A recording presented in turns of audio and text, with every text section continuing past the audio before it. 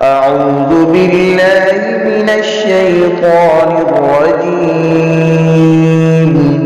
بسم الله الرحمن الرحيم. ولقد يسرنا القرآن للذكر فهل من مدكر.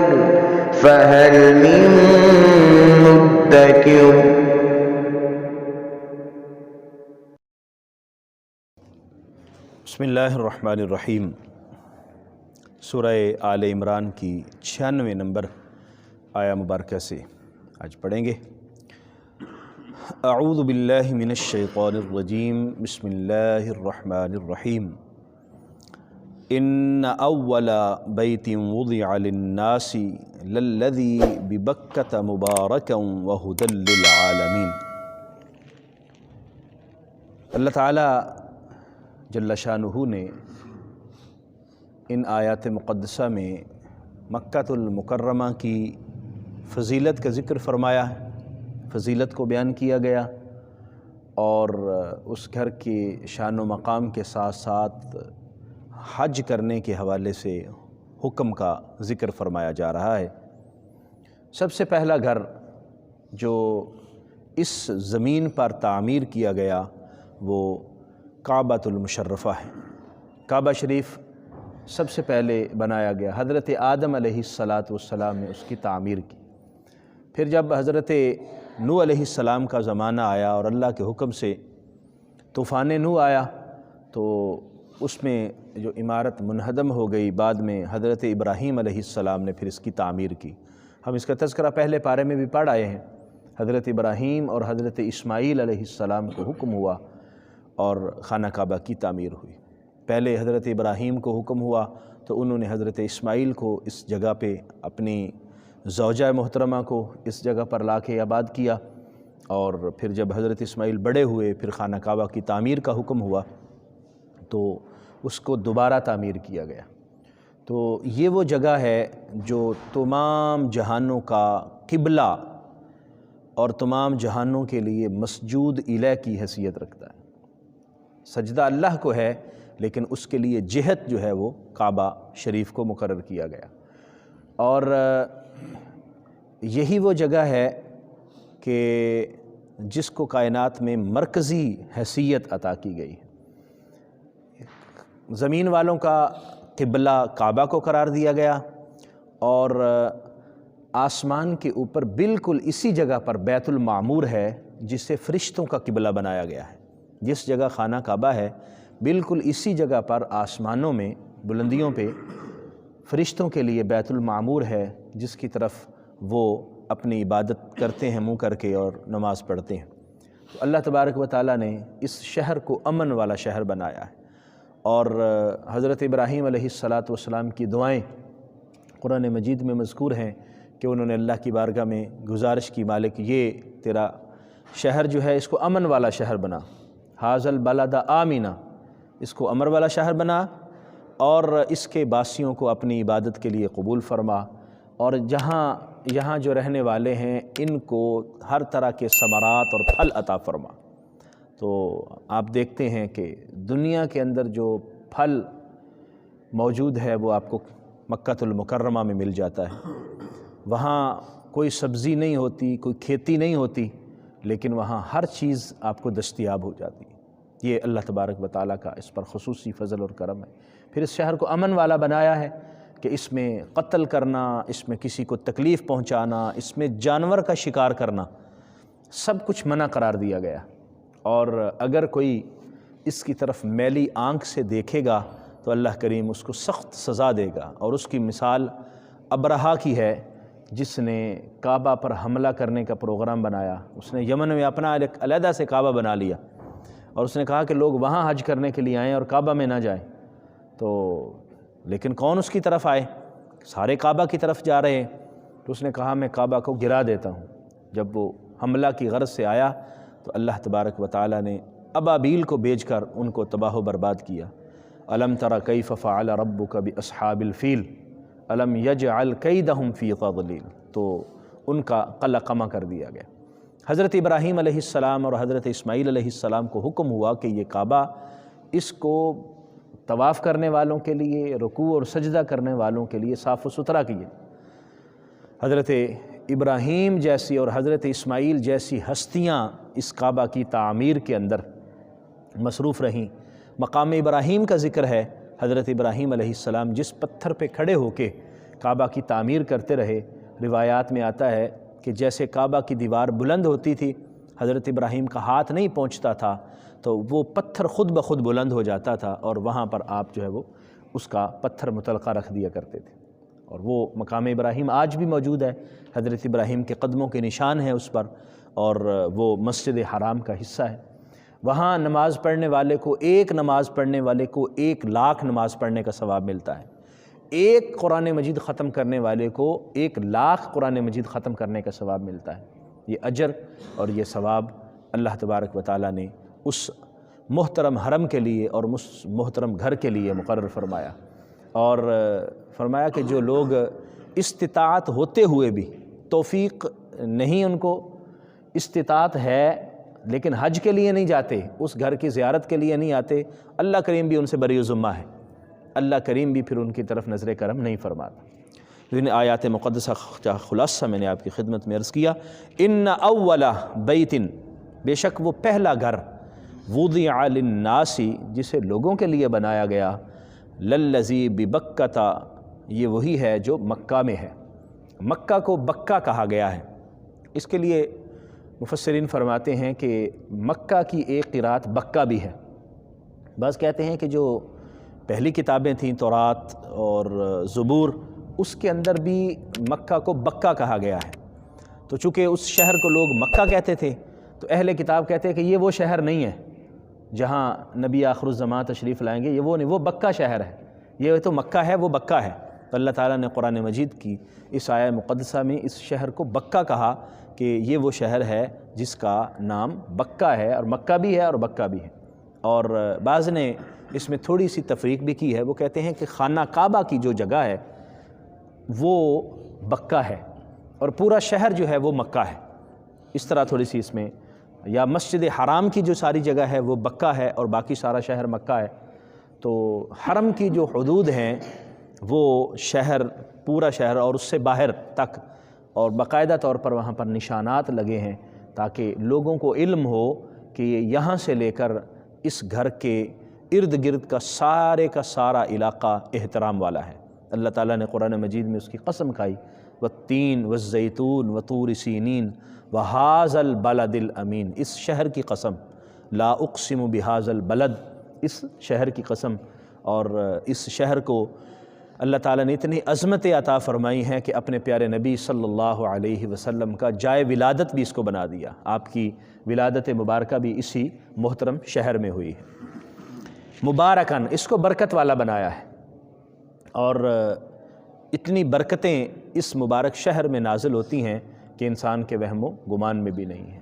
وَہُدًى لِّلْعَالَمِينَ، اور یہ تمام عالمین کے لیے باعث ہدایت بنایا گیا، مرکز رشد و ہدایت بنایا گیا، اور یہاں سے ہدایت تقسیم ہوتی ہے جو لوگوں کو بانٹی جاتی ہے۔ یہ جو مکہ المکرمہ ہے، خانہ کعبہ ہے، اس کے متعلق روایات میں آتا ہے کہ یہ وہ شہر ہے جس کو عالمین کے لیے، پوری عالمین کے لیے اس کو باعث ہدایت، باعث رشد و ہدایت اور باعث مرکز بنایا گیا ہے۔ اس کے بعد جس جگہ کی فضیلت ہے اس کے بارے میں روایات میں مسجد نبوی شریف، مدینۃ المنورہ، اور اس کے ساتھ ساتھ پھر بیت المقدس ہے۔ پہلا گھر جو تعمیر ہوا وہ خانہ کعبہ تھا، اور دوسرا گھر جو ہے وہ بیت المقدس۔ تو خیال یہ کیا جاتا ہے کہ اللہ تبارک و تعالیٰ نے خانہ کعبہ سے متعلق تو ارشاد فرمایا، نبی کریم صلی اللہ علیہ وسلم سے پوچھا گیا تو حضور نے فرمایا سب سے پہلا گھر جو تعمیر ہوا وہ خانہ کعبہ ہے، اور اس کے بعد بیت المقدس کی تعمیر کی گئی۔ پوچھا گیا حضور ان کے درمیان کتنا فاصلہ کتنا ہے مدت کا، تو حضور نے فرمایا 40 سال کا۔ اس کا مطلب ہے کہ پہلا گھر یہ حضرت آدم علیہ السلام نے بنایا ہے، دوسرا گھر بھی یا تو حضرت آدم نے ہی بنایا ہے یا حضرت آدم علیہ السلام کے کسی بیٹے نے بنایا ہوگا، بیت المقدس جو 40 سال کے بعد بنا۔ پھر کعبہ شریف کو عالمین کے لیے قبلہ بنایا گیا ہے، جبکہ بیت المقدس مختصر وقت کے لیے خاص لوگوں کا قبلہ رہا ہے، یہ عالمین کا قبلہ نہیں رہا۔ عالمین کا قبلہ جو ہے وہ خانہ کعبہ کو ہی بنایا گیا اور اسی کو یہ شرف حاصل ہے۔ اور حضرت ابراہیم علیہ السلام تو اولاد ابراہیم کو کعبہ کے ساتھ خصوصی تعلق حاصل ہے، وہ حضرت ابراہیم علیہ السلام کی روحانی اولاد ہوں یا آپ کی نسبی اولاد ہوں، حضرت ابراہیم کے ماننے والے آپ کے امتی، یا ان کے بعد جتنے بھی لوگ آئے وہ حضرت ابراہیم علیہ السلام کو اپنا نبی اور اپنے آپ کو امت ابراہیم یا حضرت ابراہیم کے پیروکار سمجھتے رہے، ان سب کے لیے جو مرکز اور محور بنایا گیا وہ خانہ کعبہ بنایا گیا۔ فیہ آیات بینات، اس میں واضح نشانیاں ہیں، روشن دلائل ہیں، مقام ابراہیم، اور اس میں مقام ابراہیم بھی ہے۔ اب کعبہ المشرفہ کے ارد گرد اللہ تبارک و تعالیٰ نے برکتیں رکھی ہیں۔ مقام ابراہیم وہاں پہ ہے، اس کے ساتھ ساتھ زمزم وہاں پہ ہے، صفا و مروہ وہاں پہ ہے، جس کو اللہ نے شعائر اللہ فرمایا، ان الصفا والمروۃ من شعائر اللہ، یہ اللہ کی نشانیاں ہیں۔ پھر وہاں پر مینا ہے، مزدلفہ ہے، اس مبارک شہر میں میدان عرفات ہے، جہاں پر تمام لوگوں کی بخشش کا سامان کیا جاتا ہے۔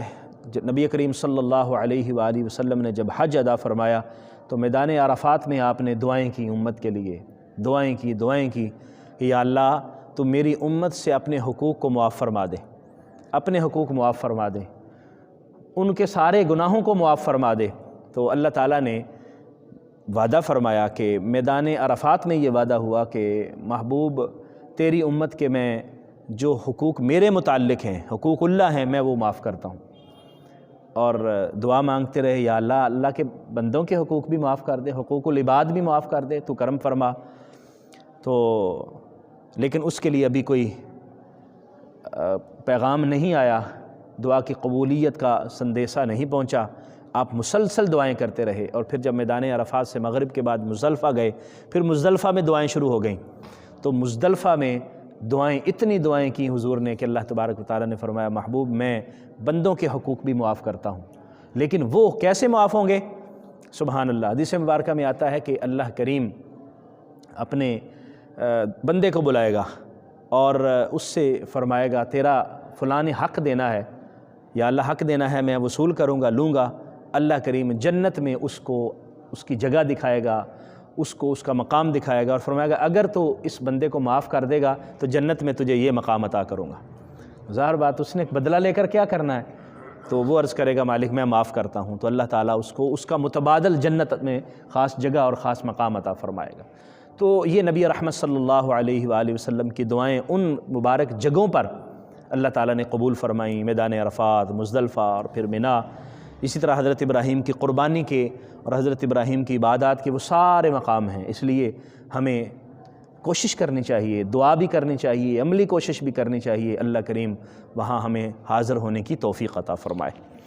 ومن داخلہ کان آمنا، اور جو اس میں داخل ہو گیا وہ امن میں ہو گیا، یعنی ایک تو اللہ کی طرف سے امن آ گیا، اللہ کریم اس پر اپنا فضل فرمائے گا، رحمت نازل فرمائے گا، اور دوسرا اس کو امن لوگوں کی طرف سے بھی آ گیا، کوئی اس کو کوئی نقصان نہیں پہنچا سکتا، کوئی اس کو قتل نہیں کر سکتا، کوئی زخمی نہیں کر سکتا۔ اللہ تبارک و تعالیٰ نے سختی سے منع فرمایا۔ وَلِلَّهِ عَلَى النَّاسِ حِجُّ الْبَيْتِ مَنِ اسْتَطَاعَ إِلَيْهِ سَبِيلًا، اور اللہ کے لیے لوگوں پر بیت اللہ کا حج فرض ہے، اللہ کے لیے لوگوں پر ضروری قرار دیا گیا ہے بیت اللہ کا حج، من استطاع الیہ سبیلا، اس شخص کے لیے جو وہاں جانے کی استطاعت رکھتا ہو، وہاں تک پہنچنے کی استطاعت رکھتا ہو، اس کے پاس اتنے اخراجات موجود ہیں، اپنے اخراجات موجود ہیں، سفر اخراجات موجود ہیں، وہاں جتنے دن رہے گا اس کے اخراجات موجود ہیں، اور پیچھے اس کے بیوی بچے ہیں، اس کا نان و نفقہ موجود ہے، رستہ بھی پرامن ہے، وہاں تک آسانی سے جا سکتا ہے۔ یہ ساری چیزیں استطاعت میں آتی ہیں۔ جس کے پاس یہ استطاعت ہو اس کے لیے ضروری ہے کہ اس مقدس گھر میں حاضر ہو، اس وہاں زیارت کرے اور اس کے حج کی سعادت حاصل کرنے کی کوشش کرے۔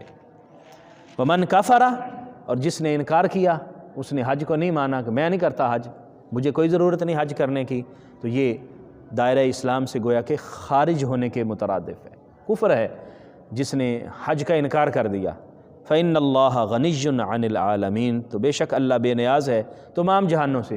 اللہ کو تو کوئی ضرورت نہیں ہے کہ وہاں لوگ آئیں اور حج کریں، اللہ کو ضرورت نہیں ہے، لیکن اللہ تعالیٰ نے لوگوں کے لیے، لوگوں کی بہتری کے لیے اس گھر کی زیارت کو مقرر فرما دیا کہ جو وہاں آئے گا اللہ کریم اس کی بخشش فرما دے گا۔ اور حدیث مبارکہ میں آتا ہے کہ جس شخص نے حج کیا اور ایمان کے ساتھ اور ثواب کی نیت کرتے ہوئے اور اس میں کوئی گناہ نہیں کیا، لا رفث ولا فسوق، نہ اس میں کوئی غلطی کی، نہ لوگوں کے ساتھ بدنیتی بددیانتی کی، اور نہ ہی کوئی برا کام کیا، گناہ سے بچتا رہا، حج کیا، اللہ کریم اس کو ایسے بنا دیتا ہے کہ جیسے وہ نیا اپنی والدہ کے پیٹ سے پیدا ہوا ہے۔ تمام گناہوں سے اللہ اسے محفوظ، یعنی اسے پاک فرما دیتا ہے، اور اس کی خطائیں سابقہ تمام غلطیوں کو اللہ معاف فرما دیتا ہے۔ یعنی اتنی سعادت اور اتنا زیادہ اجر ہے اس مبارک شہر میں اور اس مبارک گھر کی زیارت کا۔